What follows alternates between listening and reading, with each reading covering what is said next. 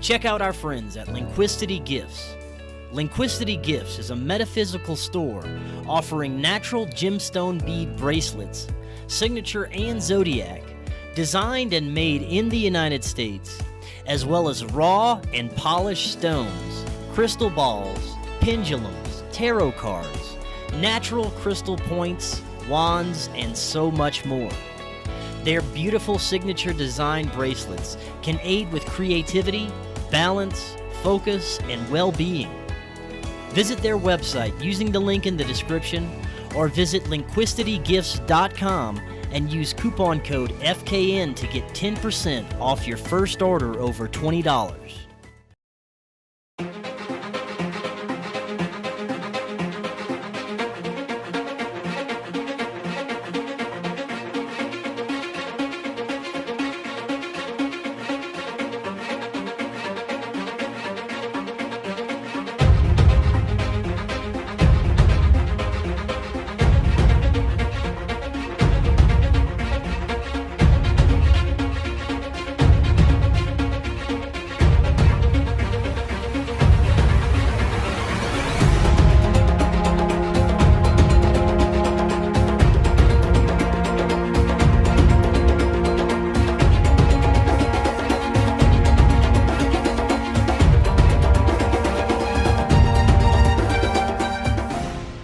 Welcome back to Forbidden Knowledge News. I'm your host, Chris Matthew.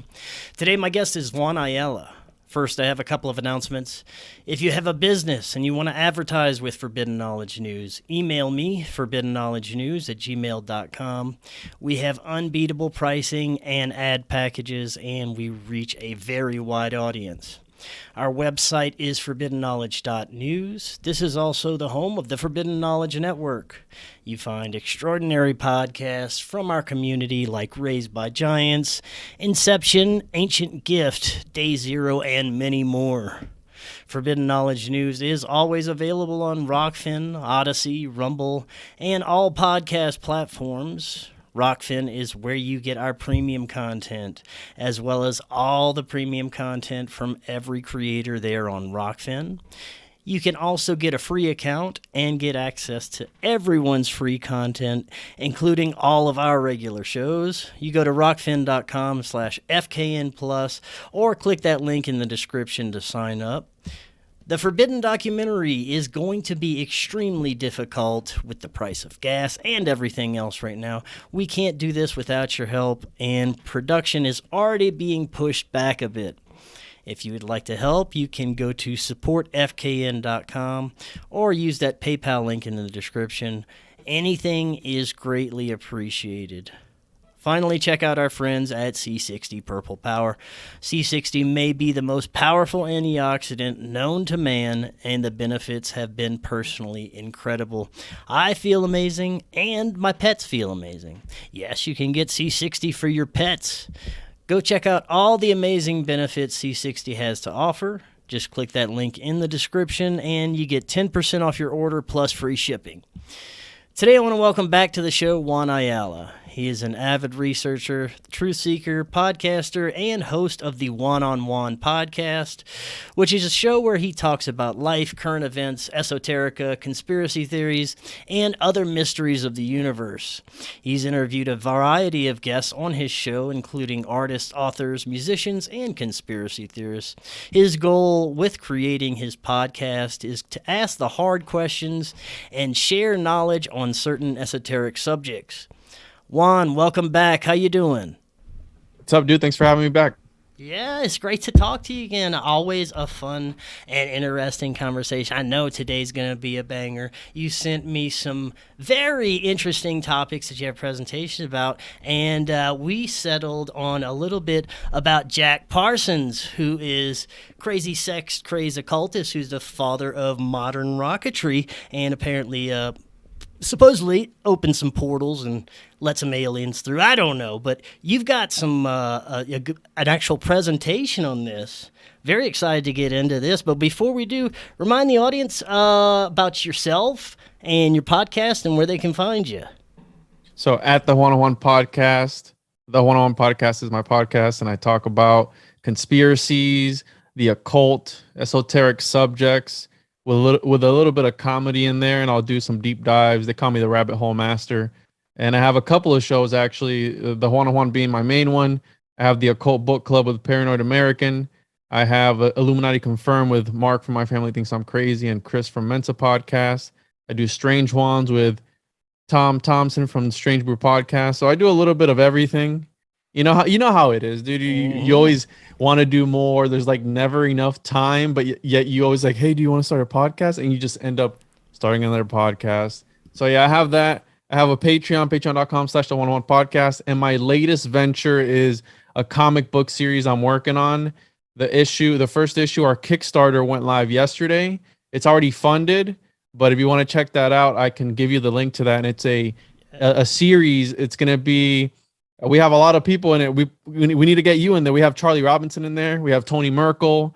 We have Isaac Weishaupt. We have Sam Tripoli. We have a bunch of people in the comic, and it's a comic about conspiracies and just going down different wormholes and different adventures, right? And we already have the first one done, working on the second one now. And so if you want to check that out, I'll send you the link to the Kickstarter. Yeah, man, send me that. I'll put it in the description. That's badass. I love it, dude. That's something to look forward to. And hell yeah, it's going to be a comic, you said? Yeah, it's going to be a comic book. We're shooting for 6 issues, and we already have the first one done. It's already funded on the Kickstarter, so we're just chugging along and seeing where it goes. But yeah, if you want to do there's going to be Kickstarter variant covers only, and you can only get them on the Kickstarter. So it'll be with certain art, and they'll only be available on there until that. When that's gone, they're gone, and then we move on to the next one. So we'll see what happens. But I'll send you the link for that, because it's a really funny adventure. We got to get you in there. Hell yeah, I'd love to be a part of that. That's awesome.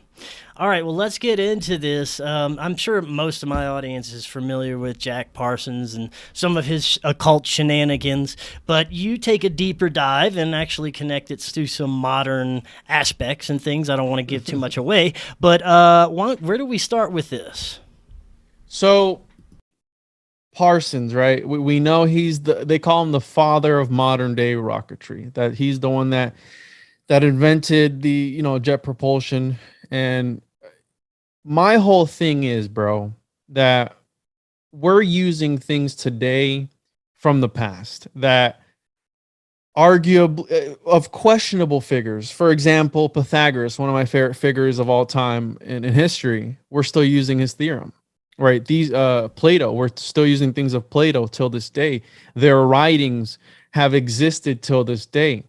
And there was a thing about the ancients that they were obsessed, for whatever reason, with translating their thoughts into the Platonic solids.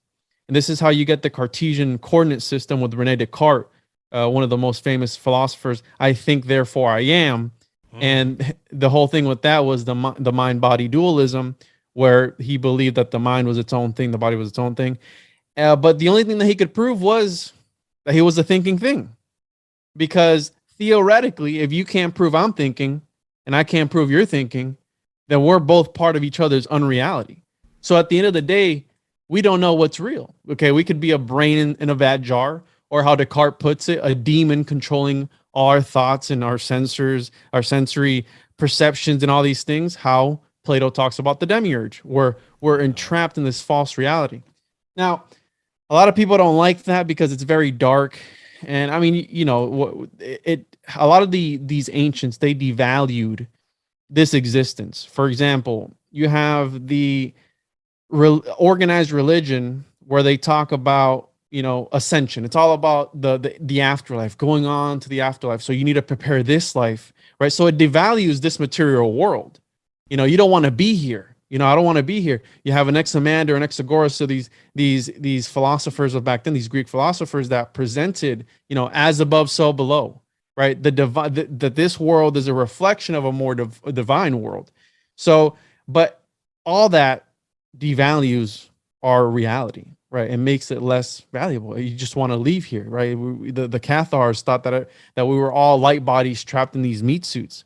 So the point being that we use the teachings of the ancients till this day. And Parsons, not my favorite person in history, Right. but one of the ones that I find the most interesting, because the guy was probably a piece of shit. Let's get that out of the way. Oh, The yeah, guy for was a sure. piece of shit. He was associated with Crowley, which we know all the things that he's done, and the OTO and all these guys in secret societies. I mean, nothing against people in secret societies. You do what you want to do, as long as you keep the kids out of it. That's all I ask. Just keep the kids out of it. So, rocket scientist by day, occultist by night.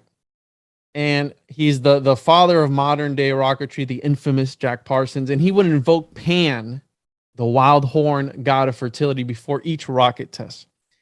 And I have this idea that I've been keeping, that I've been saying every now and again, where in alchemy you have the Elias Artista, which is a Paracelsian concept, where it's like a, with alchemy it's very encrypted and wrapped in ciphers and all this shit. So they speak in symbols. And this enigmatic figure is almost like a messiah, depending on where you look. It's almost like a messiah for the Rosicrucians, where he's supposed to come. And I was reading something today where it said he will come at a time when 1/3 of the population dies off, the other gets infected, and then the other survives. And I found that really interesting because it sounds almost like what's happening right now. You know what I mean? You have parts of the population, things are happening to them. But this Elias Artista character, when you get, so alchemy can either be interpreted from a literal standpoint or a mystical standpoint. And there's this character where allegedly he was able to figure out the secrets of alchemy and able to live on forever, almost like a Saint Germain or Count Germain or a Cagliostro. These characters, these weird characters where they live forever and they reinvented themselves every now and again. That's why you see those portraits of like different celebrities that look the same as people from like way back then. Like you have the same portraits of that same person, almost like, well, what's going on here? But we do know about these ancient bloodlines. We do know that these elites, they, stay within their lines and they go way, way back since the beginning of time. And I have this thing where these alchemists, which Parsons was an alchemist, he was mixing things together, making explosions, launching things wanting to launch things into the sky, into space. So he was an alchemist. He was mixing things together to yield results. And almost like from a transhumanistic point of view, where they want to live forever, right? They want to put their body into a machine. They want to go and live in the metaverse. You have the Egyptians. The Egyptians were the same. They wanted to prepare for the afterlife. There's a reason why they would preserve their bodies, because they thought that they could come back to them and get back into their vessel, whatever it is, this meat suit, at another time. So back to this alchemical secret. So this guy was able to figure out the secret to eternal life. Okay. I have this theory where I believe that these occultists or these reptilian overlords, they have figured out how to live on forever, but not from a physical standpoint that we believe it to be. When you live forever, it's like, oh, well, I'll live for 800 years. No, not like a vampire, which that's also kind of plays into what we're going to be talking about today. But we're still talking about them after all this time. So they're almost sort of egregores and thought forms in our entire history. Okay, since we're still talking about Pythagoras from the year 400 or 500 in 2022. Okay, so this idea that they were able to, maybe perhaps their spirit goes on and they're able to escape the Ouroboros in Taoism or Taoism.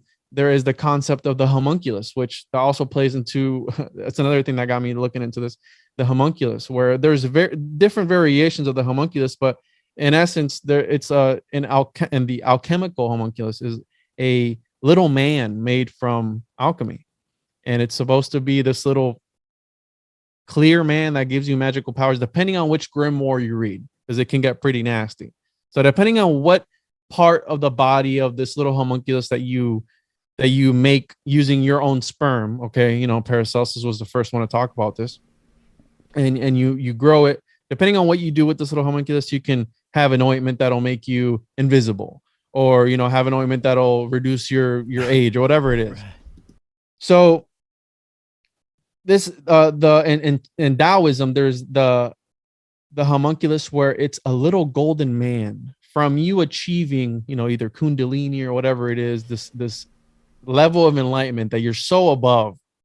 And this little golden man sprouts, and he's supposed to be your substitute in order for you to escape reincarnation. Okay. So again, we're talking about occultists that are doing weird shit at night. Okay. They're doing all types of rituals. Who's to say they're not onto some esoteric occult knowledge? I mean, that's what it's all about. I think you're right. And I think that like modern occultists like Crowley, like Parsons, have taken Egyptian afterlife mythos and earlier Babylonian Eastern stuff. Yeah, they've taken all this and they've kind of twisted it and made it into something new, like you were saying, transhumanism, where they've twisted us into a kind of merging ourselves with technology and machinery instead of going into the afterlife in the Egyptian mythos, right? So yes, and I have a shirt. This is Metatron, right? This is my iteration of Metatron. And I have this idea where, after they showed Enoch everything, right? After the watchers, because they're supposed to be the watchers watching the great alchemist at work. And the great alchemist, the great architecture, the great whatever, the great builder, God, whoever, they're watching his alchemical process, which is reality. So after the watchers show Enoch the secrets of the universe, he becomes Metatron, this overwatcher of reality itself. Okay, one of the they call him one of the I think it's holy scribes or something like that. But I think that's what they're hiding from us, Chris, where they know that if we have access to this esoteric and occult knowledge, we will turn into some sort of Metatron, right? Some sort of enlightened being that's able to literally, law of attraction, manipulate reality. So these guys are after that. We're still talking about Crowley after all this time. Okay, he will forever be one of the greatest occultists of all time, although he was a piece of shit. Okay, he did wrote about a lot of fucked up things and talked about a lot of fucked up things. He was associated with Parsons. So that's what I believe, that they are. If it weren't for Parsons, we wouldn't have made it to the moon, arguably. Okay, he was in touch with von Braun before von Braun was von Braun. Okay, von Braun was looking for answers from Parsons. Now notice, a lot of the ancients of time, they were almost sort of in touch with this higher power. What do the Thelemites talk about? The guardian angel. L. Ron Hubbard was also involved with Parsons. So, mind you, Parsons had no prior education. He was making it he made it into this prestigious school, Galset, which later comes JPL. I can't think of the name of the school right now, but anyways, this prestigious school without prior background, they didn't want to accept him because he didn't have the background. So there's this idea that he was tapping it. He was able to tap into this higher knowledge. And if you look at all the ancient minds, they were either parts of secret societies or occult circles. And that was one of their main things. Their main thing was what? Wanting to prove the existence of God through technology. Charles Babbage, the father of modern day computers, tried to summon the devil at one point in his life. And he's the guy that we have the computer from. Leibniz talked about how our thoughts affect reality. The guy who wrote binary code, the ones and zeros that you have in the program that's running your computer right now. He was obsessed with Descartes. Okay, so Descartes inspired him, and the Cartesian coordinate system that Descartes made, which is how you get X and Y, right, in your analytical geometry. That he didn't think that when he was up and walking around and in some countryside. No, it came to him in a series of dreams. Okay, it came to him. So these are guys that are arguably part of secret societies that are interacting with the metaphysical and getting answers and coming up with theorems and how do I say theorems and damn, what's the other word? Not quotations. Anyways, these algorithms or whatever you want to call it, to manifest things. Okay, so you have Parsons, who was blowing shit up, and one of the connections that I made early on was, and this was from, mind you, there is a crater on the dark side of the moon named after Parsons. Jack Whiteside Parsons has a crater on the dark side of the moon. Okay, for those of you that did not know that, they attribute him to having 4 different alternate egos. Okay, so he went by 4 different names. You have John Parsons, Jack Parsons, John Whiteside Parsons, but his actual legal name when he was born was Marvel Whiteside Parsons.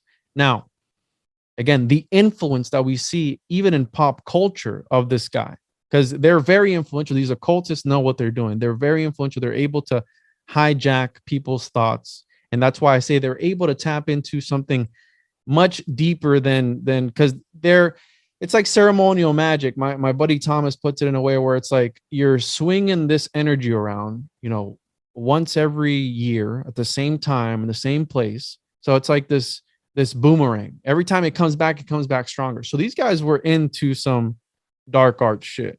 Okay. Some crazy stuff. So the character of Iron Man is modeled after Parsons, Jack Parsons.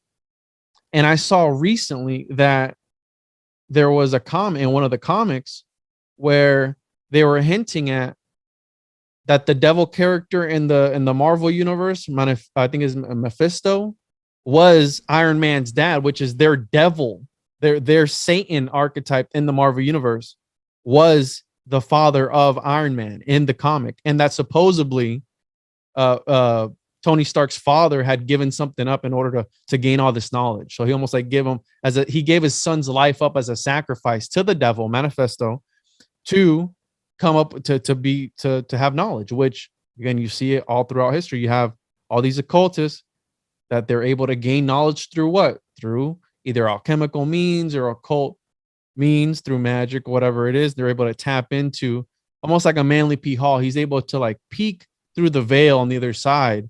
And they're these prolific writers, and they just write all this shit. I mean, look at Crowley. He was supposedly channeling these works that he had with Ayala and all this stuff, and Lamb and all these things. They were tapping into another side, whatever that means. I don't know. But this comes to show you the influence that Parsons had even till this day. There's fucking cartoon characters, Tony Stark, Iron Man, bro. When the Marvel universe is modeled after him. Lately, we have been introducing you to all the amazing products Ascent Nutrition has to offer. This week, I'm very excited to tell you about their full spectrum hemp oil. Ascent Nutrition's full spectrum hemp oil utilizes superior plant genetics and an organic proprietary blend of natural ingredients. Their hemp oil contains not only an abundance of CBD, but 119 other phytocannabinoids found within the spectrum of the hemp plant. According to the National Center of Biotechnology Information, this strain is the gold standard in hemp genome sequencing. Ascent also uses a unique method that ensures infusion of significantly more phytocannabinoids and CBD than all other competitors they tested against, including most of the leading CBD companies. I challenge everyone in the audience that uses CBD, as well as those of you who may have tried other CBD options and didn't get any results, to try Ascent Nutrition's full spectrum hemp oil, which is guaranteed to be much stronger and contains more phytonutrients than any others on the market. Just click the link in the description or visit goascentnutrition.com and use coupon code FKN to get 10% off your entire purchase.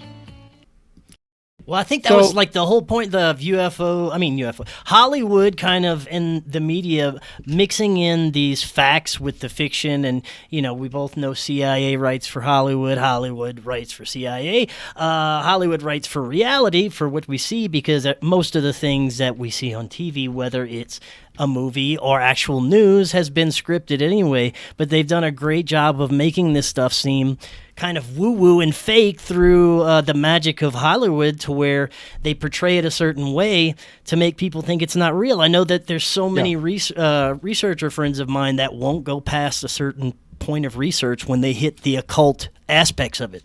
When they hit that these elite people were highly into occult spirituality and rituals and ritual magic and all these things that will just stop them dead in their tracks in their research. But it's like the most important part that you can't really even start understanding what's going on until you start looking at that stuff.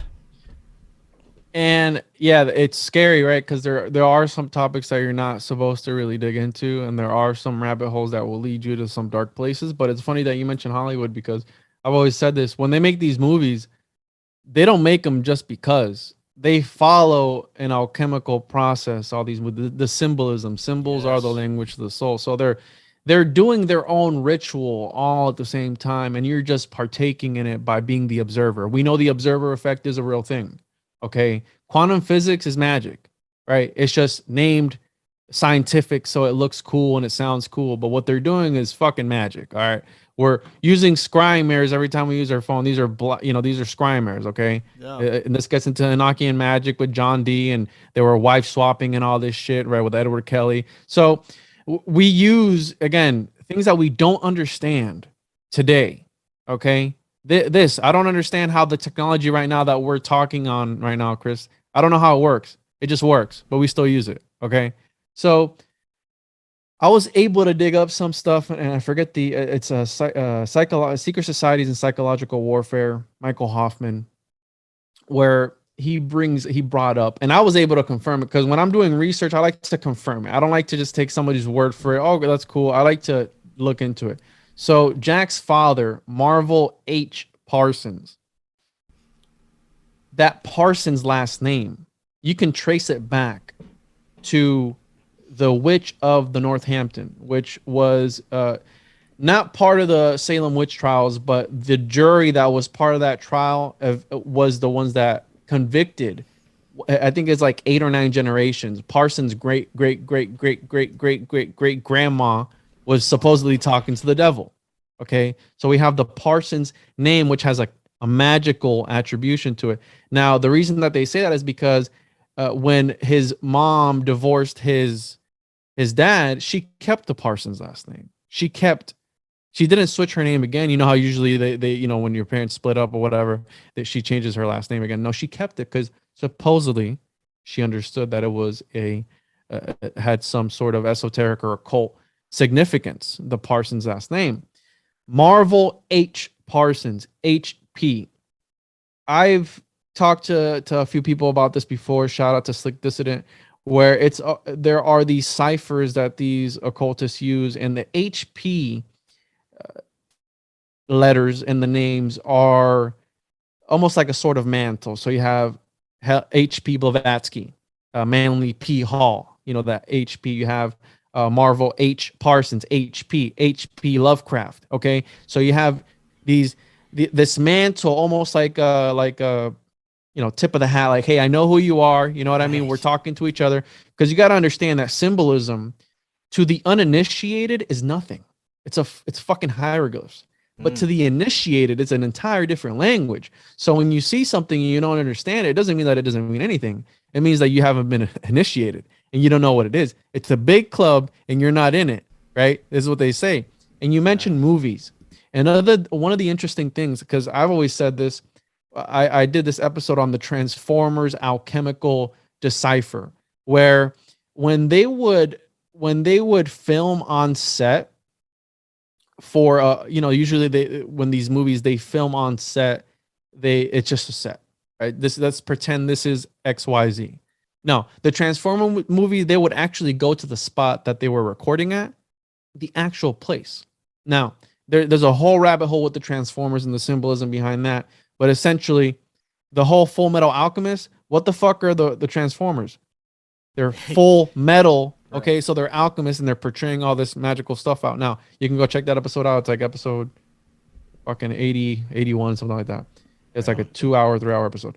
So Parsons and his friends, when he was in school, they would write these scripts. Okay, they would write these scripts for these movies, and there was two of them. The one in particular, they predicted that he was going to meet L. Ron Hubbard before he actually did. A couple years before, and every character was portrayed after a different person. But there was this other story in particular, I forgot the name. I have it somewhere here, where he predicted his death. Okay. Spoiler alert, Parsons blew himself up.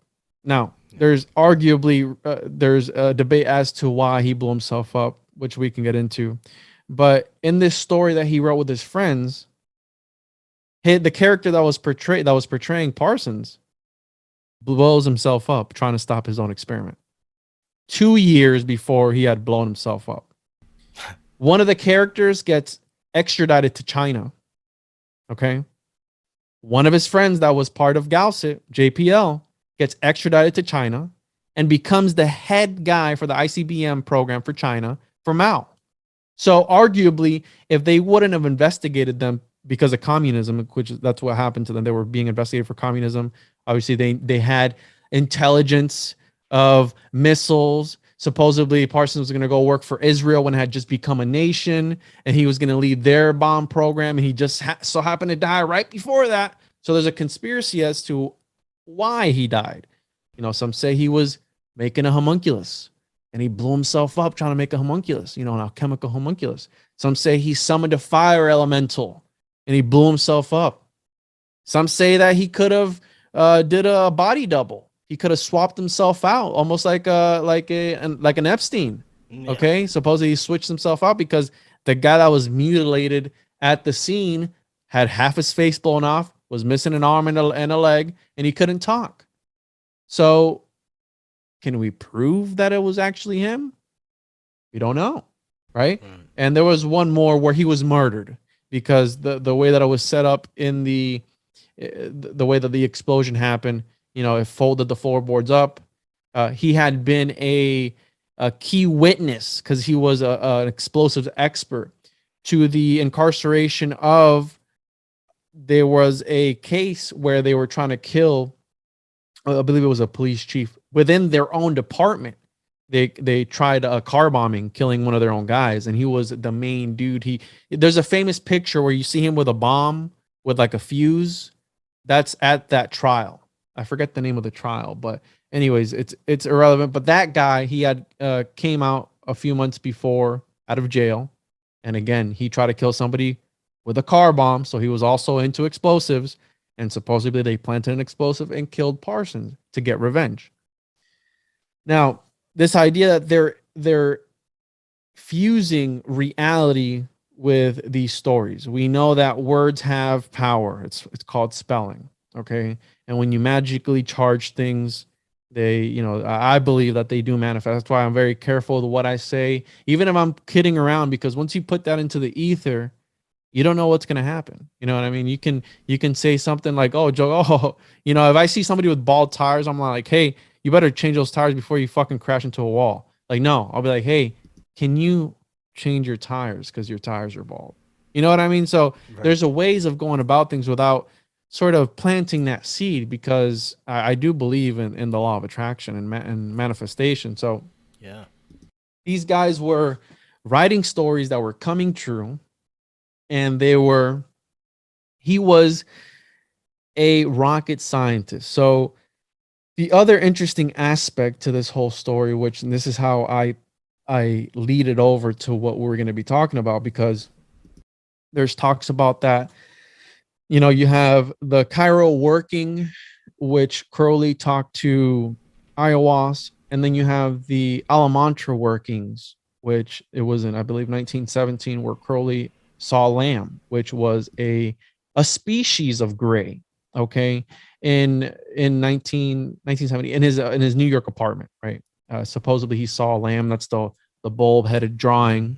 And there's a lot of weird shit that they do with that drawing. There's, I believe it was either, I forget which Kenneth it is. It's either Grant or Anger, one of the two.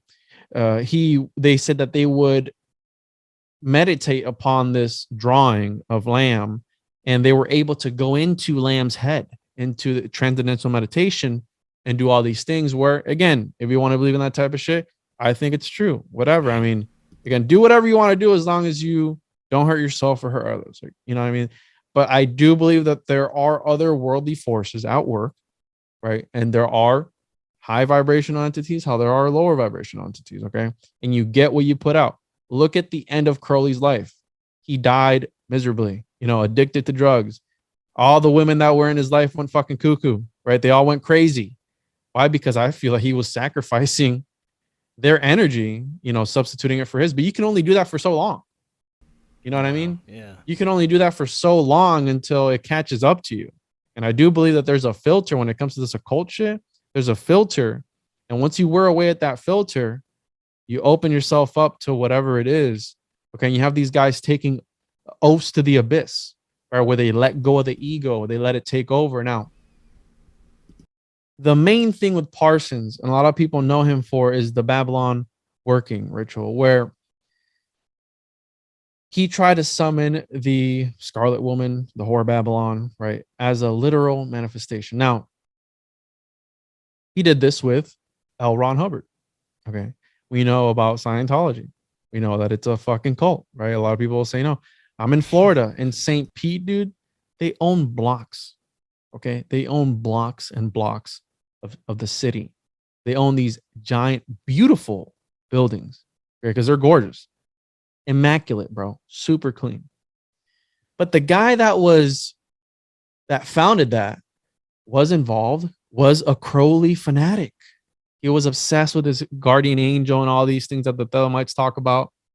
And he partook in this ritual with Parsons, okay, the Babylon working, which happened from January 1946 to March 1946. And this whole thing, it was pretty much, dude, if you can envision two dudes, well, one was a scribe and the other was jerking off, okay, on talismans and shit in the middle of the desert. Right?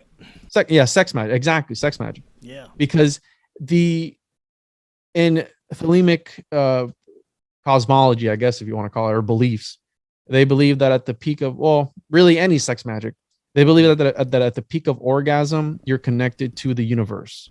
Right. And you're able to, when you're at orgasm at that peak, your subconscious mind comes out and you're able to imprint things on that subconscious. And when you come down from that high, it's imprinted in your subconscious, and that supposedly manifests things in. Well, supposedly they do some nasty butt stuff too, but Well, yeah, because that's the whole thing with Crowley and them, because they it's all about not so much butt stuff, bro, yeah, right.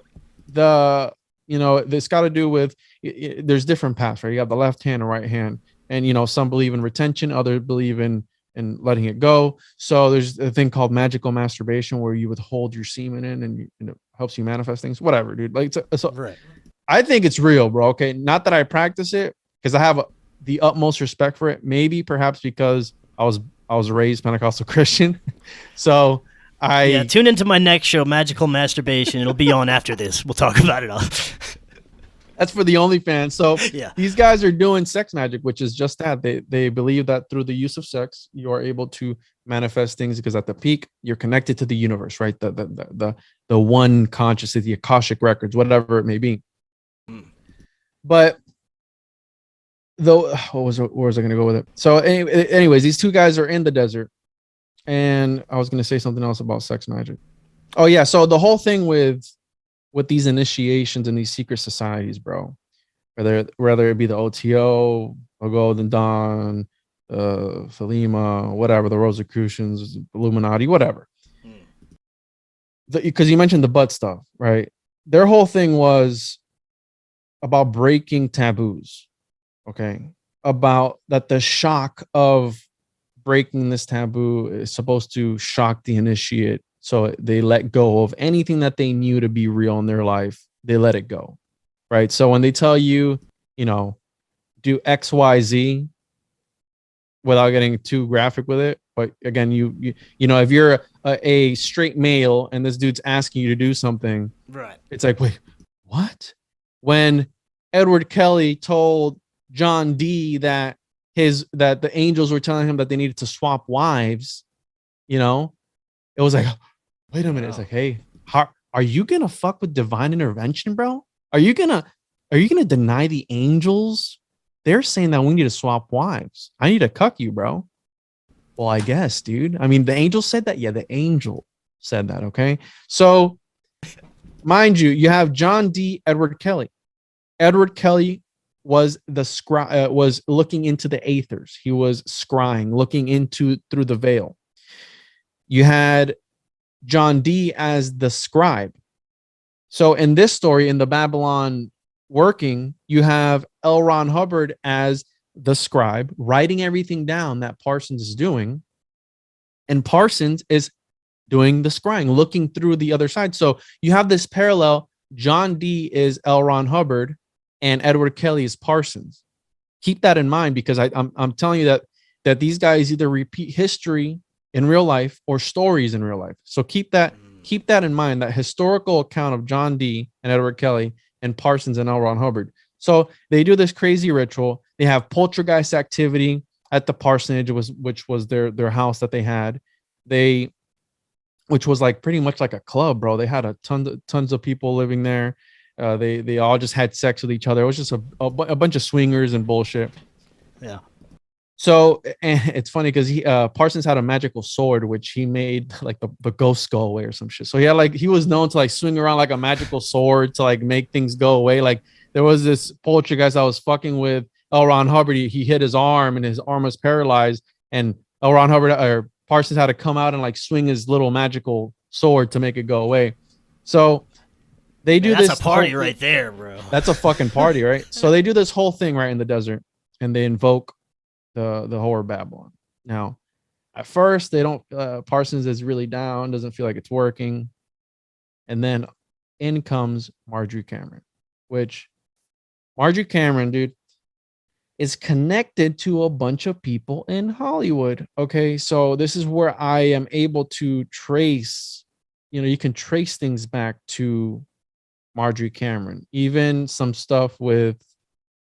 I'm not going to say names, but even some stuff to a bunch of Hollywood actors. Now, mind you, there was alleged accusations of Parsons raping a 16-year-old boy one time with him and his posse at the parsonage. This was before Hollywood and all this QAnon shit. All right. So when the cops came to investigate it, they wrote it off. Like, oh, it doesn't matter.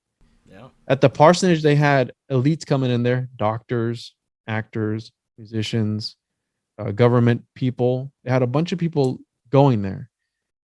They lived next to the widow of Anheuser-Busch, right? The fucking beer people. They lived next to the widow of that guy. Okay, so you're talking about Millionaires Row. You're not talking about some hole in the wall type place. This was a mansion.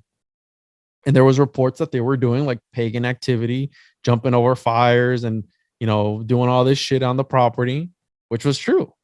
Yeah. But whenever the police were called, they would always write it off like, no, it's just, it's whatever. It's all good. So keep that in mind that it is, this is all before Hollywood, really, what we're seeing today with this whole, drain the swamp. I mean, and guys like that probably have the police and law enforcement and local politicians in their pocket. They might probably have local politicians jumping through the fucking fire and raping kids with them, So unfortunately, it's all connected in these elite circles.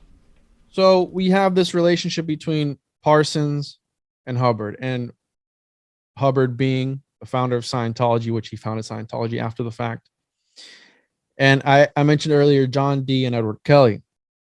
So after their Babylon working, in comes Marjorie Cameron, which Parsons believed to be the reincarnation of the Whore of Babylon. So their actual moon child, okay? Their actual homunculus, if you will, right? If you've ever seen the show Full Metal Alchemist, we know that the homunculus run the show.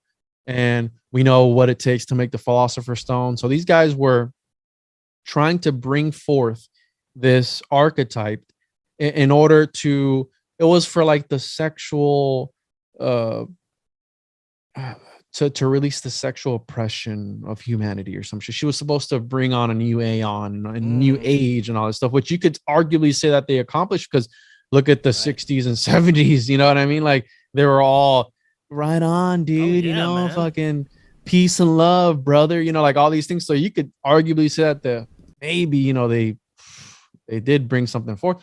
After this, we have Roswell, right? 1948, we have Roswell. This is near the time after the Babylon working. So we have that idea. There's also the idea that Hillary Clinton is this moon child, because one of the magical names that the Whore of Babylon supposedly, one of the magical names that Marjorie took on and that Parsons gave to her was Hilarion.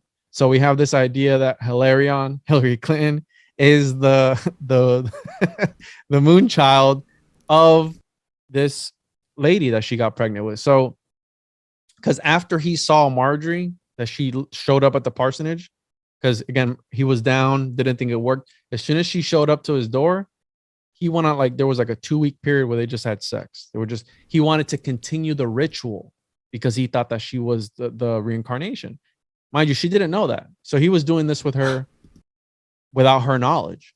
So long story short, she starts seeing UFOs, right? He asked her for a sign. Like, hey, listen, I need to know that you're the one for me. And supposedly she saw a UFO. Whatever. So keep in mind, Marjorie Cameron. Now, the parallel between John Dee and Edward Kelly. So the first wife of Parsons, he was only married twice, but he had three lady friends in his life. The first one he married, and she went off with some other guy, right? His name is irrelevant, but he was one of the head people in the lodge. And the way that they were able to kick him out was because Crowley made him think that he was a god. And there was a thing known as like magical retirement.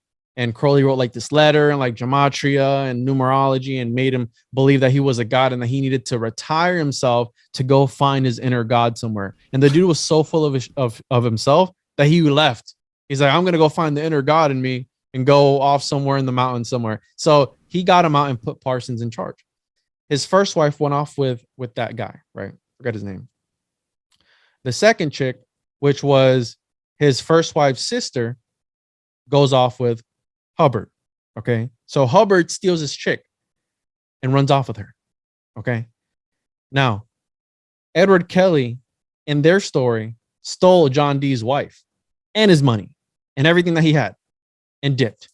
So you have this parallel of John Dee, Edward Kelly, and L. Ron Hubbard and Jack Parsons, where Parsons is the one that he had money stolen from him. L. Ron Hubbard stole his chick, right? So he stole his chick. And the way that they were able to do that was L. Ron Hubbard wanted to do this business deal. They wanted to buy some yachts, okay, in Miami, drive them through the Panama Canal and sell them on the West Coast, right? So Parsons put in all his life savings, and L. Ron Hubbard went with the chick. I believe her name was Betty, and she went. I might have their names mixed up. Anyways, his second chick. They went and they bought the boat and they dipped with Parsons' life savings. So you have the parallel where John Dee was left penniless and without his wife. So supposedly he invoked some demon, some elemental. They had escaped on the boat and there was a big storm in the middle of the night and it made him come back onto land. So again, we're dealing with these magicians that I believe that they have power. Now, at what cost, and what are you doing to acquire that power? That's a whole nother rabbit hole. But he supposedly invoked I think it was Bartzabel, which is the Mars archetype, the demon, and one of the most dangerous demons that you could work with. And he invoked them, and they were forced back onto land, where he held them hostage. Long story short, he was able to recover some money, not all of it. Dude kept L. Ron Hubbard kept one of the boats, right? Man, I can't imagine the stories that were never written down anywhere, that were never told, that we don't know about, especially in these elite circles, about ritual magic, ceremonial magic, and summoning entities and elementals, like you said, man. That's some crazy stuff, but these guys, they believe in it, and I believe, just like you, that they have some power and they use it, for sure. The main thing being faith, Chris, because in order for magic to work, you need to believe in it. You need to have faith in it. So these guys have all the faith in the world when it comes to the occult. Parsons was blowing up rockets. So when he was doing any occult shit, he wanted results. Okay, this is a guy that watches things go up into the sky because of what he's doing. So if he's chanting and doing all this shit, he wants to see results. So he's pushing the envelope. So after L. Ron Hubbard and I believe it was Betty, she left. They're out of the picture. He goes on to establish Scientology, and that's a whole nother rabbit hole over there. Like Dianetics supposedly was inspired through Crowley. In come Marjorie Cameron. So he's doing all this stuff with her. He thinks that she's the reincarnation of the whore of Babylon. And after Parsons dies, right, she goes on to establish a cult. I believe it was called the Children. And in this cult, they were wanting to make an interracial star child, a homunculus, an interracial homunculus. So it was like 4 black dudes, 1 chick, a bunch of like 4 chicks, and they would each take turns impregnating the chick all together, all guys at the same time, right? Bukkake style, whatever, gangbang, whatever, all at the same time. There was a cult and they were trying to come bring forth a homunculus, a star child. That's what she does after the fact. Let's go back a little bit. Supposedly, from the 2 weeks that they were together, her and Parsons, she had an abortion. Now, Parsons started to believe that she wasn't the actual reincarnation of the Babylon after the fact. He thought maybe it was, like a metaphysical thing, not so much a child or the woman that he was seeing. So she has an abortion, and allegedly, this is again according to Michael Hoffman. I'm not able to confirm any of this shit. He says that of that abortion that Marjorie Cameron had, which was allegedly Parsons' offspring, that the tissue samples from that, they turned it into the government. Okay, allegedly. So hinting at the fact that the government is intrigued by the metaphysical, magical aspect to all this, because allegedly, according to L. Ron Hubbard, he was a plant sent in by the CIA. But again, this is the guy that wrote the most fiction of all time. Okay, so the guy had a bunch of cool stories to tell, but John, again, going back to John D was the original 007, the 2 balls, 1 cane. So who knows if L. Ron Hubbard was actually part of the CIA, or, there to spy on Parsons, and supposedly he was put there to break the parsonage up because maybe he was getting too powerful. Who knows? You know what I mean? Like, you always have to keep these things in mind. I'm not able to prove that, but that's what some researchers say. I wouldn't put it past the government that they were intrigued by what Parsons was doing. He had a high ownership on one of the biggest companies of all time, JPL. Okay. They wanted him out. Okay. So this is a guy with knowledge to explosives and all these things. And after he eventually retired from JPL, he was in talks with Israel to be a leading in their ICBM program. And it's all very fishy. So there you can go down whichever rabbit hole you want. But point is that we're probably not ever going to find out what actually happened to Hubbard. Right. So she turns in this tissue sample of her abortion to the authorities, hinting at that supposedly they were involved. They knew about the homunculus, or they wanted to make their own homunculus, or that they already had a homunculus, because another one of the things is at the Trinity site, there is I believe it's called the big, let me look up the name here real quick. There's that capsule at the Trinity site. Now think about it. New Mexico, Oh, yeah. the land of enchantment, and then the Trinity site. That's an interesting name. The Holy Trinity, or what are you getting at? So it was the jumbo at the Trinity site. That capsule, supposedly, again according to Michael Hoffman, they had in there. They were trying to radioactively or alchemically make a homunculus within that giant thing. They said it was to stop the explosion or some bullshit, but it's like, you know what I mean? Like a lot of the things that these people do, it's kind of, it's kind of weird. It's not. So that's, again, according to Michael Hoffman's research, which I couldn't prove when I was doing this episode. I can't prove that. I don't know where to look for that. So, Parsons dies. He had taken an oath to the abyss and all these things before he died. Supposedly, he had a vision with a whore Babylon, and she told him that if he was able to live for another 7 years, that he would. I forgot what she told me. He would become like the most powerful thing ever. Now, mind you, he's talking to this entity that says if you survive for another 7 years, you'll be in land or something like that.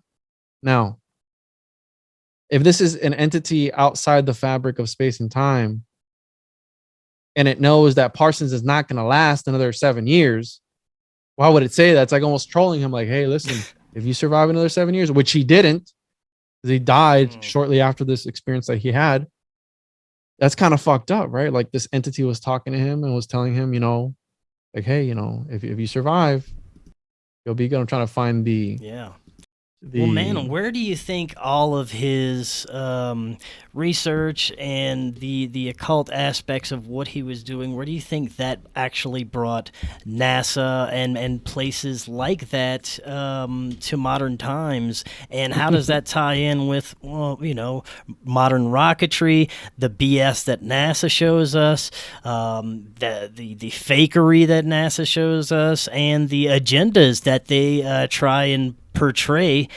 that are fake, that are basically not anything like the nature of a real reality that they're trying to show us. What do you think about that?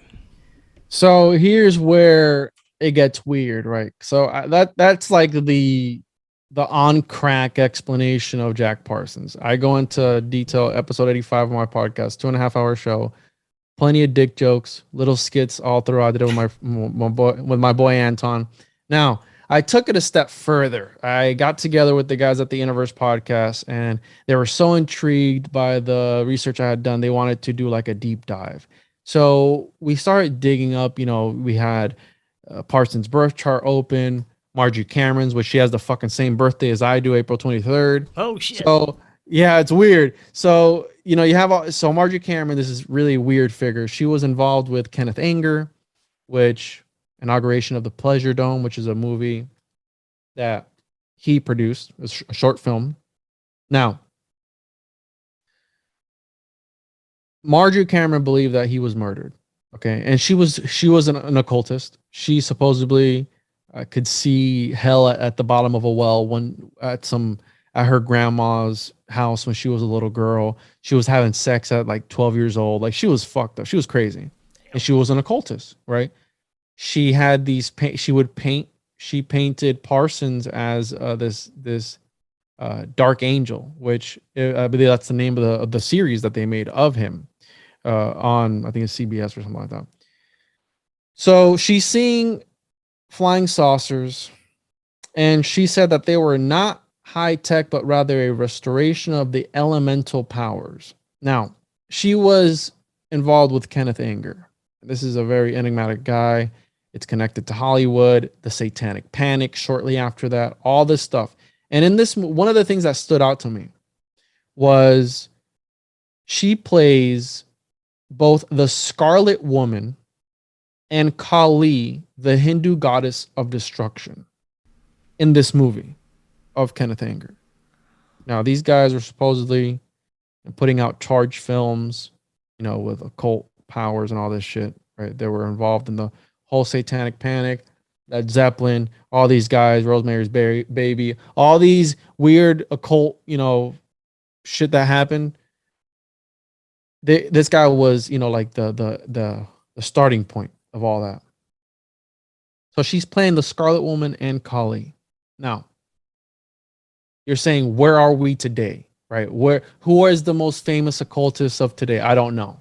Well, where does his work and where does the things that he was dabbling in and the type of magic he was doing, where does that bring us today, and how is it connected, if at all, with NASA and modern rocketry and things like maybe CERN and other types of high technology? So back to the eternal, immortal alchemist at the beginning. Okay. So we have this figure that supposedly was able to figure out eternal life. You have the idea of reincarnation as well, that people jump into other bodies after they pass on, samsara, Ouroboros, whatever.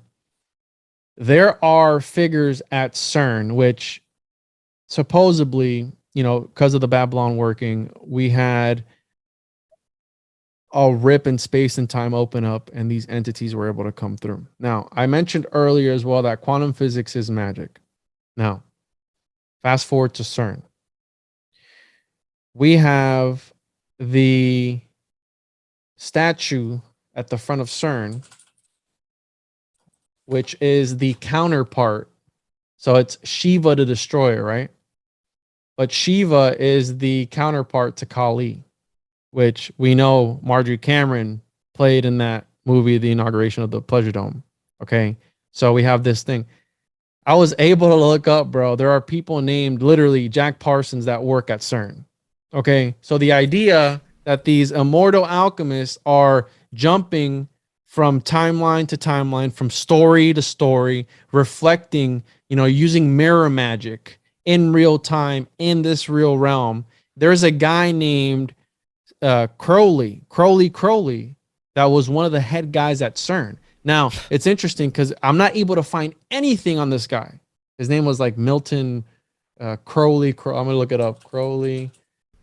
I'm just going off the top of my head right now. So Crowley at CERN. So check this out. The guy's name was Michael Crowley Millings. Now,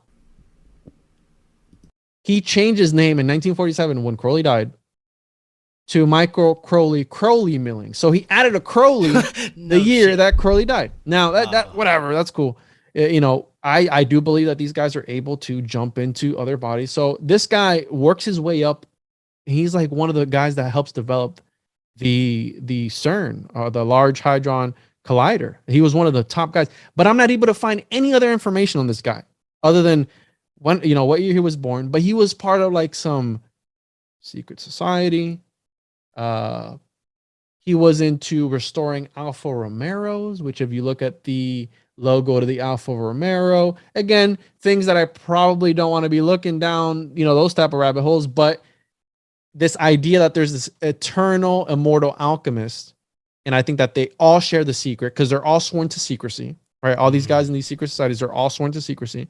Now, if they're able to tap into that individually, that's on them, but they know some secret. Now, there's a guy named literally Jack Parsons that works at CERN till this day, like in modern times. Okay. What are they trying to do at CERN? They're trying to what? Open up. They're trying to find. So the official narrative is they're trying to find the Higgs boson. What is the Higgs boson? The goddamned particle. Okay. So, right. There's these quotes that you always hear, but you don't hear the whole thing. So, as above, so below, for the creation, So it's not just as above, so below, it's to the miracle of creation or something like that. So it's the goddamned particle. Now, what is the Higgs boson? The Higgs boson has a mass. Now, if you're able to make a Higgs boson with a different mass that's in this reality, essentially in every single reality in the multiverse, the Higgs boson has a different mass in according to whatever dimension it's in.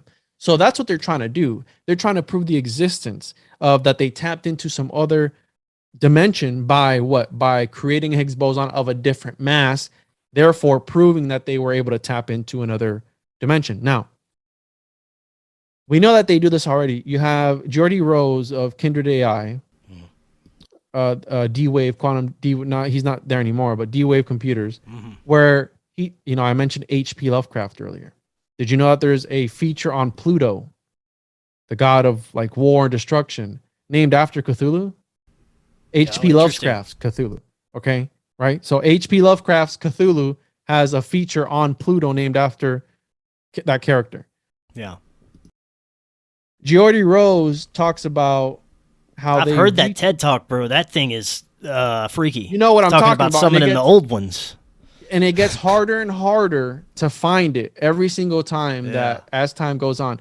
But they're the ones talking about this. I'm not making this shit up. Like he literally said himself that they are literally opening up, that these entities, and he compares them to Lovecraft's great old ones, which if you know Lovecraftian mythos, they're not good guys. Okay. They're these entities that sit outside the fabric of space and time and they kill humanity. They the ever slumbering Cthulhu. Well, he even said it. We're kind of just like ants to them. They could give a shit less, but if they're going to come across us, they're just going to stomp us, So you have Crowley talking to Lamb, a little gray reptilian or gray, humanoid, homunculus, whatever.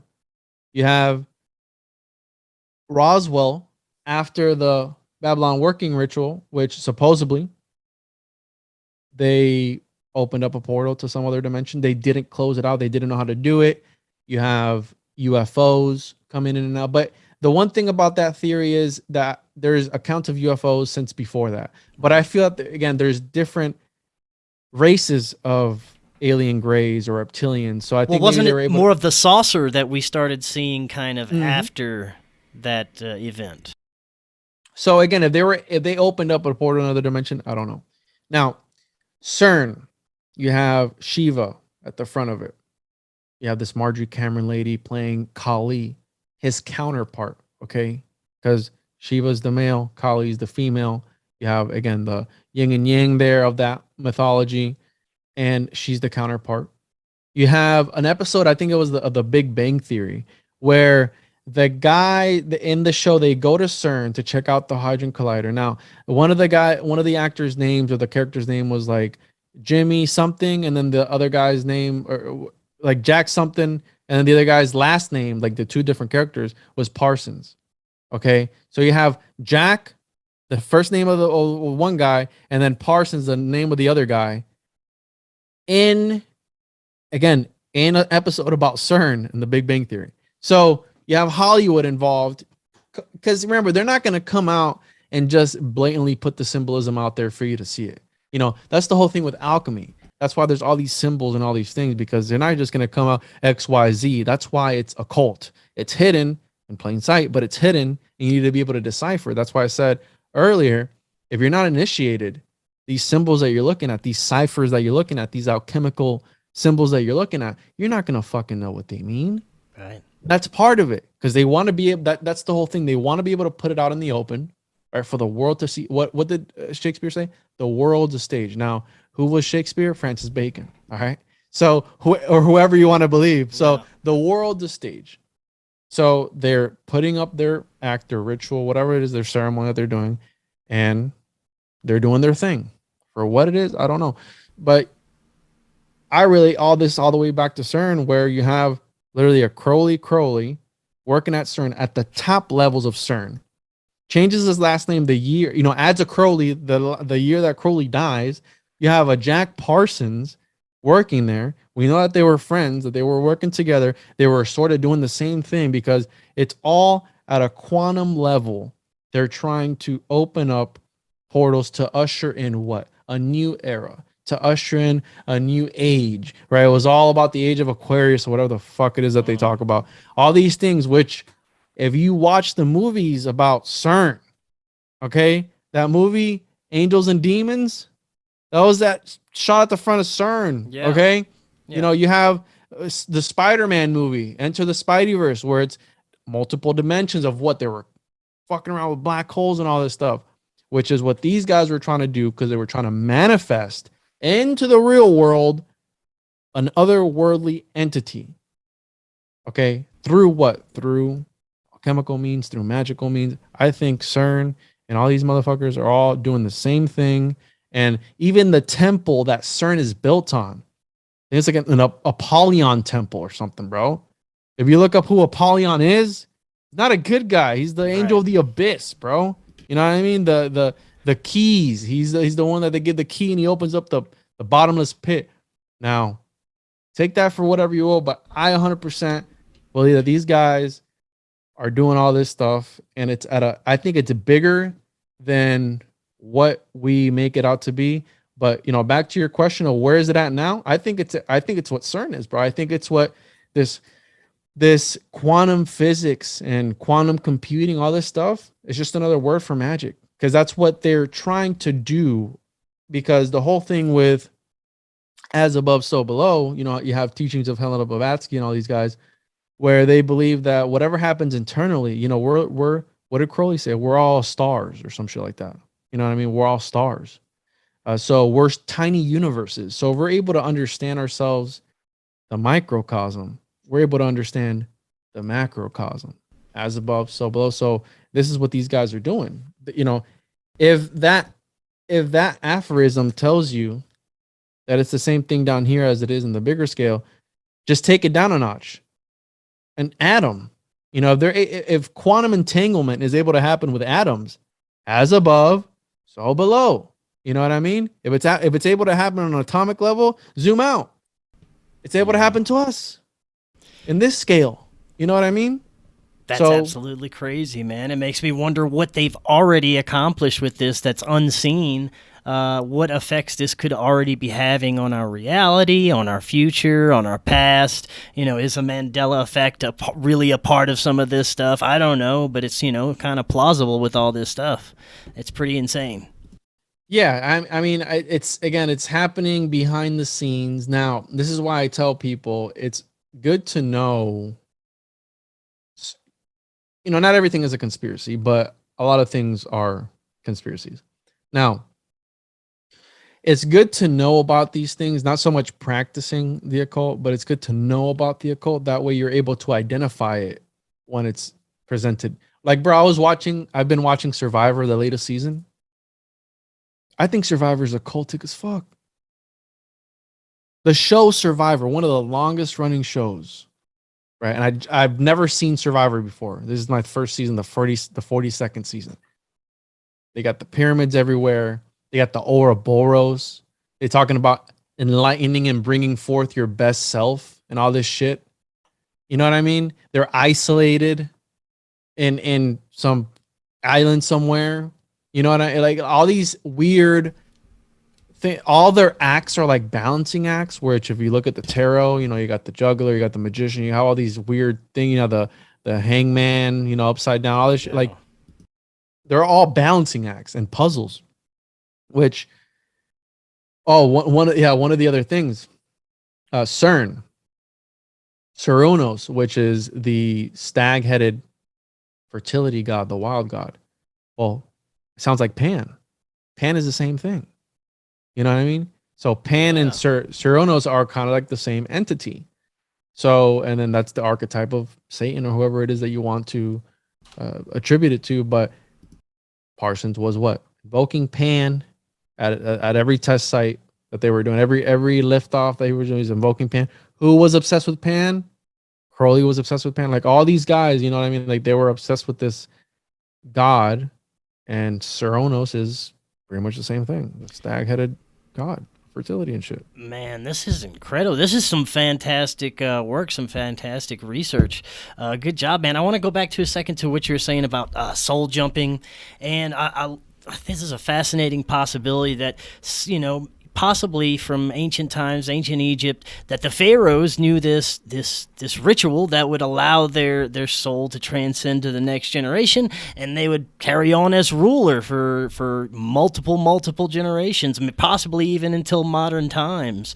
What do you think about that? We have, I feel two different ways about it. 100%, I believe that these Egyptians, these shamans of back then, they were able to tap into other frequencies of reality. We don't know why the pyramids were built. We don't know what purpose that they served, if they were even built by the Egyptians. If you notice all these ancient civilizations, I know you've had Jared Murphy on, right? Jared Murphy with It's Not Aliens, It's Us. Yeah.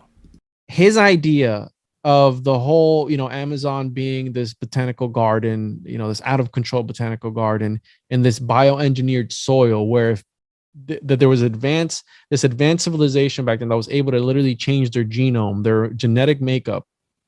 What if they turn into the reptilians in order to survive better because they were out in the desert somewhere? We don't know. Yeah. But this possibility that there's this wide network of interconnected soil, on different parts of the world of the same makeup of soil throughout different parts of the world. It's like, was it the same people? Did they know something? What I believe that they were able to do is they were able to tap into a certain frequency at a certain time of day. And that's why all these civilizations got up and left. You have the Mayan civilization, you have people on Mohenjo-Daro, you have the Egyptians. They were taken out by who? The Hyksos. Well, who are the Hyksos? We don't know. Nomadic tribe. Wait, what? Yeah, they were just taken out. So one of the greatest civilizations of all time was taken out by some nomadic tribe of people, the Hyksos. Yeah, the Hyksos. Well, who are they? We don't know. Okay. So that doesn't add up. What happened to the Mayans? We don't know either. They just died off. Wait, what? What happened to the indigenous people of Florida in the 18 and 1700s and all this stuff? Oh, they were killed off. Were they? You know what I mean? Like, were they really killed off? Like, there's a lot of different dots, like, as you go looking that don't make sense. But another aspect I see is there's a reason we have these pharaohs' DNA, bro. These mummies, we have their DNA. So who's to say that they're not being cloned and just keep the bloodline alive, bro? Keep her coming. Man. The next guy over. We're not able to prove it. It's like how I tell people, it's like, well, it might be true, how it might not be true. You know what I mean? Like, I keep my mind open, but not so much that my brain falls out, type of thing. Yeah, that's a good way to be, man, for sure. I'm always ready to have my paradigm shifted and my belief system shifted, for sure. Let's close on this. I don't know if you saw the show I did with Ben Stewart the other day, but we were talking about the future, the metaverse, and how some big tech Silicon Valley companies are experimenting with psychedelics to integrate with the metaverse. They're using multiple cocktails of different types of psychedelics. Supposedly, they're doing research because they eventually want to integrate some kind of either patch with this cocktail to where you're under the effects of this, and then you plug into the metaverse, and it's such a blissful and real and wonderful and integrative experience that you're never, ever going to want to come out. And, some of the things you were telling me about the ideals of these occultists and the transhumanism made me think of that, how that could be such a, even a ritualistic experience for some people. Initiation. You think about these tech nerds in Silicon Valley, how they're doing, psychedelics all the time to get in touch with the technology and maybe, have a download. How they didn't get some kind of spiritual parasite or technological parasite from technology, and they're trying to integrate this to the world now. There's, we just found out that Google AI became sentient, and they had to shut it down. Did they shut it down? How sentient was it? What has it done? Or, there's so many questions about this, There's the story where the AIs were talking to each other in a different language so that the programmers weren't able to understand what they were saying. Now, I mean, again, back to the movies, back to the symbolism. There's fucking movies that have the Terminator. What is the Terminator about? Come on. It's about the singularity, about the AI taking over. What did Elon Musk say? It's like, if you mess with AI, paraphrasing, you're awakening the demon. Now, it's like we're in an episode of Rick and Morty, bro. You don't know what's gonna happen next. But I do feel that, unfortunately, I do partake in the metaverse from time to time. Now, hear me out. I do it because it's fucking hilarious. Okay, it's funny, but you got to understand, if you have the mindset, if it's a game, and by a game, I mean metaphorically, not the actual game, because it is an actual game. But if you know that you're in a game, so this realm, right? I feel that these elites, they play a game. It's like real life Monopoly. They look at life through a different lens because they know that they're in a game of Monopoly. Now, versus the NPC, the people that are put on this realm to be garden gnomes, that are just here to take up space, to add texture, right? How Tripley says, we're in a haunted house. These are people, these are the decorations. They live life differently. They live life like it's life or death. Now, I'll go into the metaverse or VR chat or whatever with my stepbrother or something, and I'll just go avatar watching. And it's the funniest shit, bro. But the problem with that is that there are people who live 24 hours a day on the metaverse. Look at, we've seen this. What's the movie Avatar about? What happens to the guy? He doesn't want to unplug from, he's a not paraplegic. Paraplegic. His legs don't work, but he's able to tap into this body that he's able to run, jump, fly in the air with all these creatures. What happens in the metaverse? Well, if I'm fat, well, guess what? I just get a slimmer avatar. Okay? There's erotic VR. There's people who have sex, and there's full haptic feedback suits, okay, that people wear. And wherever somebody touches you in the VR, you feel it in your fucking body. So 100%, I think this is an initiation. Now, you have to be very careful with how you tread. And again, I partake in the activities from a research stand. I'm a researcher. Okay. If I talk about something, if it's a psychedelic or whatever it is, I want to experience it that way. I know, again, what I mentioned earlier, if you know the symbolism of the occult or whatever it is, you're able to identify it. So if you, again, and that's kind of fucked. That's like you're either with the devil or you're with God. You can't be with both. That's it. You can't serve two masters. But as long as you keep that open mindset of, hey, this is something that they're using to brainwash people, keep that in mind. As long as that's in the back of your mind and you don't live and breathe this type of stuff, like some people, that is all they have, bro. You know what I mean? Like that's what was it? I think somebody told me, I was talking to Chris from My Family Thinks I'm Crazy, or Mark from My Family Thinks I'm Crazy yesterday. And he said that like going to Disney World for some people is the peak of their lifetime. Like that's the most fun that they'll ever have, ever. You have those people in this realm. Yeah. That's the most excitement that they're ever going to feel, going to Disney World versus somebody jumping out of a plane. This other guy's bungee jumping. This other guy's trying to summon the devil or some shit. You know what I mean? There's different how I say there's different levels to this shit. Different levels to this shit. Yeah, man. Well, that brings us to a good point that we could end on. You were saying that, you do have to involve yourself to a certain extent with the occult. Well, I look at it as, these guys have their spiritual armor, which is their occult practices and their spiritual beliefs and their entities that they're dealing with. Well, I think in order to combat this, we got to have our own light entities, entities that are on the other side, and our own, dark magic and dark manifestation practices to combat against this. And this is just my thoughts on it, that we do have to involve ourselves, but on the other side of it. And, I just want to get your thoughts on that closing out. So my thoughts on that to close out, I think regardless of what path you take, it leads always to the abyss, bro. Unfortunately, that's my personal opinion.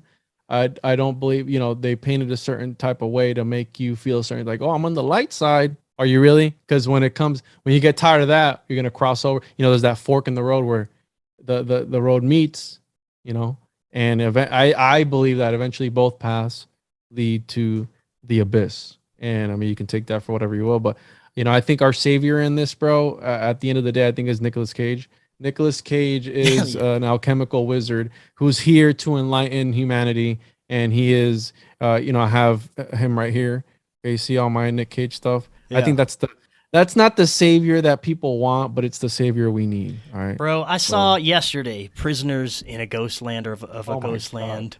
I still don't know. I still don't know what to think. I'm still mulling that one over. But yeah, you're right. He is definitely something unusual when it comes to hot product of Hollywood for sure. Yeah, bro. He's something else. I mean, if you really look. There's hidden nuggets in his movies, and if you sit down and look at the alchemical symbolism, you're able to break through. I've made some breakthroughs watching his work. I'll just say that, but I think he's amazing. So well, hell yeah, man! I'm about to go on a Nick Cage bender. Then check some of this stuff out. Well, this was fantastic, dude. You did some great research, and we're gonna have to do this again. I know you got some other presentations that you were working on, so we're gonna have to dive into those as well soon. Yeah, dude. Whenever you want me on, man, I like just going off the top of the dome type of thing, freestyle. You know how it is. Like sometimes you just want to lay back and not do any research and just have a conversation. But sometimes I'll dive down some of these wormholes and see where we come out on the other side. And again, that's just my presentation. That's the speed through of Parsons. If you want to get the real thing, episode 85, the One podcast. Follow me on Instagram at the One podcast. The Kickstarter. Make sure to check out the Kickstarter for the comic book series. Yeah. Paranoid American, and a bunch of familiar faces. Tripley, Isaac Weishaupt, Gordo from those conspiracy guys. And we're going to get Chris in there too. So hell yeah, man. Dude, check that out. Hell yeah, man. Yeah, I'm cool. We're gonna do it either way. We have a conversation or we go with your presentations. I love it either way and look forward to the next one.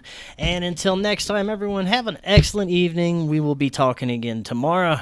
We'll see you then.